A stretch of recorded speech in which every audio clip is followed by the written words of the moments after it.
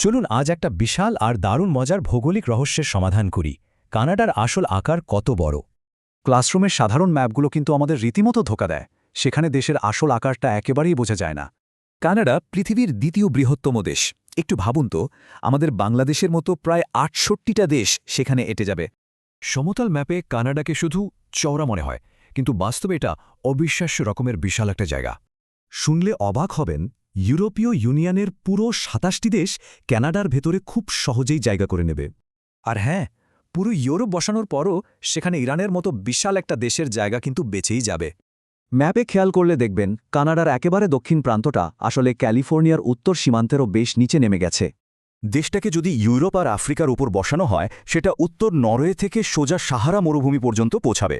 তবে হ্যাঁ, সবচেয়ে বড় চমকটা কিন্তু লুকিয়ে আছে একেবারে এর বাইরের দিকের সীমানায়। পৃথিবীর সবচেয়ে দীর্ঘ উপকূলরেখার বিশ্ব রেকর্ড এই কানাডারই, যা পুরোটা হেঁটে পার হতে হয়তো সারা জীবনই লেগে যাবে। ম্যাপ যদি কানাডার আকার এভাবে লোকায়, তাহলে ভাবুন তো আর কোন কোন দেশের আকার আমরা ভুল দেখছি।